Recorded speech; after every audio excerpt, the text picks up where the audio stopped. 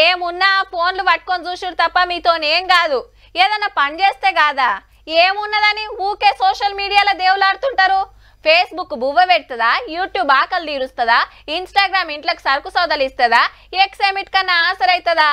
పాఠశాలంతా పనికి రాకుండా పోతుండ్రు అని అంటుంటారు. కానీ అదే సోషల్ మీడియా సిపాయిలు సర్కార్నే వడగొడతాన్రుల్లా. నేపాల్ పార్లమెంట్ నిన్నటి సంది మండుతూనే ఉన్నది. ప్రధానమంత్రి, పాత ప్రధానులు, మంత్రులు, ప్రతిపక్ష లీడర్ల ఇండ్లకు అగ్గి పెడితే సగం బడ బుగ్గి అయినాయి. కొందరు లీడర్లనైతే రోడ్ల మీద ఉరికించుకుంటూ కొట్టిండ్రు. తప్పుడు వార్తలు రాస్తుర్రని పేపర్లు, టీవీల, ఆఫీసుల మీద అటాకులు అయినాయి. పడుసు పొరలంతా 2 రోజులు సిగమూగితే ఇప్పుడు పరిస్థితి గిట్లుంది. ఏడ చూడు కాలిన బంగ్లాలు, తలగబడ్డ బండ్లే. అంతటా కర్ఫ్యూ నడుస్తుంది. గల్లీల మిలిటరీ గస్తీ, దుకాణాలు, ఆఫీసులు మొత్తం బంద్. గట్లనే ఎవరన్నా బయటకు వస్తే బుదరకిచ్చి ఇళ్లకు తోలుతాండ్రు. ఇప్పుడు అంతా ఆర్మీ చూసుకుంటాంది.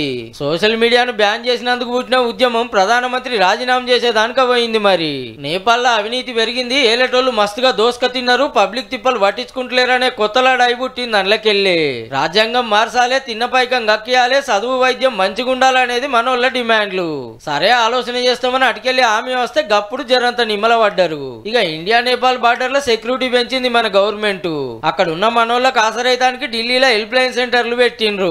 ఇక నేపాల్ కు కొత్త ప్రధాని ఎవరు కావాలనే చర్చలు నడుస్తుంటే పాత చీఫ్ జస్టిస్ సుశీల కర్కి మేడానికి ఇప్పటి మందం సర్కారును నడిపే బరువు ఎత్తిండ్రు. అటెన్కి ఎవరు వస్తారో గానీ సోషల్ మీడియాతో పెట్టుకున్నందుకు నేపాల్ గింత ఆగమైంది.